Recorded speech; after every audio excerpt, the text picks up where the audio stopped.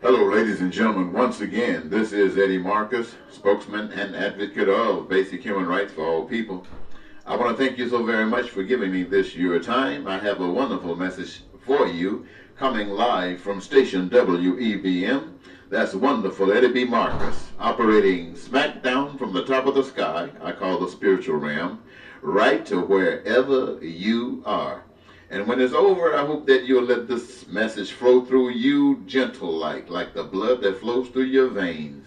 And afterwards, maybe you would like this broadcast, comment on it, or subscribe not only to this channel, but to the message that I've provided. You know, today, ladies and gentlemen, this message is this. I was listening to some shows this morning on television, political shows. And as I listened to them, I listened to what people were saying. I listened to those Republicans who are running for state offices and some who are running for national office. And I did the same for the Democrats. And I listened intently, and I heard some people say that everybody deserves to have health care, access to health care for everybody. And I thought about that. I'm thinking, I say that. Then they're talking about education benefits, and they're talking about jobs. And I began to think for a moment. I recall that for 40 or 50 years, I've been hearing that conversation. These people saying these same things, and for 40 or 50 years that I've been hearing these people say these things, I never saw it come into fruition. And they keep repeating it, expecting you to believe it, and you do believe it for your particular representative, and you go to the polls and you vote for them based upon the lie that they told you. I thought about that. And then I recognized that I'm not the only one who recognizes that these politicians have been lying. But now as I stand before you, you don't see me as anything but another politician promising you some stuff that everybody else has already promised you and lied. Only this time you see a different face, a white-haired black man coming to you with that same scam in your mind, trying to lie to you, trying to get your vote. And you don't even know who I am or anything about me. And so I thought about how peculiar that must be for me to stand before you. But I want you to know, ladies and gentlemen, I'm not like those other guys. I'm not like them at all.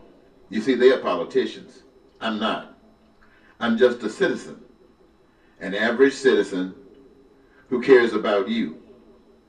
And I don't claim any blanket superiority for having some compassion for you. I have given all the reasons that I care for you to a higher power, a power that I call God. It's a much, much bigger power than man. I can't see it or touch it or feel it, but the evidence of it is all around me. And your pain is my pain, and your gain I see as mine. It's just that right now we're not gaining. We're just paining. Ladies and gentlemen, I'm just a typical black man that America hates. I'm broke. I came off the plantation, picking and chopping cotton. Went to a little small school in Mississippi, and yes, one of the poorest states in the Union, Mississippi, and graduated from a small land-grant university, Alcorn State. And I have only worked a few jobs. I worked for the federal government in two capacities. One with the Veterans Administration, for whom I had to turn loose after I found that through the exposure in the city of Chicago, turned my stomach upside down. Another was going into the military, and after about close to 2 years, turned that baby loose too, because I recognized that neither of them loved you like I do. And I was not going to play their game. I'd rather come out here and play mine from scratch.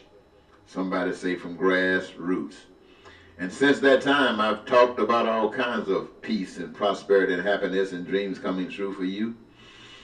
In various positions of power, I've sought as a platform to speak to you. I've even committed crimes when you couldn't hear me in hopes that it would aid a little bit, knowing that if it didn't, I'd end up going to jail or prison, and ended up going to both.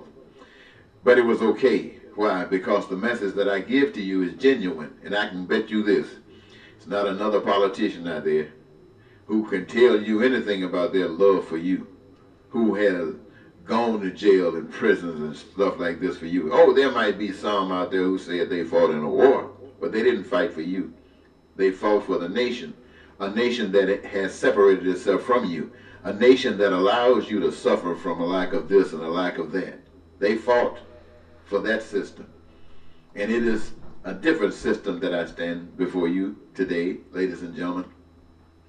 And I want you to know that a lot of times when you hear the conversation, it's not just from politicians. I think about this world that we're living in. And I think about those who calls themselves talking to you and telling you about the principles and the basic theory of God. And I know I've heard people find reasons to go to various communicators. Some say, well, the church is falling apart because the preacher fusses too much. He doesn't have any compassion. He just lays it on the line and dog you out. And so people are tired of hearing that. And so they decide not to go to church. But even when they were going to church, the problems of today was then. Then there are those who say, well, I choose to go to a different type of preacher, a mild-mannered preacher, one who talks to you compassionately, who can tell you things, and at the end of the day, you don't walk away being angry and upset. A compassionate preacher. But the compassionate preacher is not just today. The compassionate preacher was yesterday. And the pains and suffering of today was then as well. So it's not your politicians lying to you, or your preacher fussing and lying to you, or being compassionate lying to you. And it is all lies, because the pain and suffering doesn't seem to go anywhere. The only thing that seems to be happening is that we're going deeper and deeper down the rabbit hole. In other words, to death, that there is no life. And I say, out of all the times that I've spent trying to be different for you and for myself and those who are attached directly to me, I say that when I've done all I can, and that I will promise to do, I'll leave with you the best that I am. The best that I am. Because whether you know it or not, every last one of you are important. Those of you who get caught up in games, you are important. Those of you who feel as if there is no way out unless you commit illicit acts, sell drugs, lie, cheat, steal, rob, kill, prostitute, whatever the crime might be, you're still important.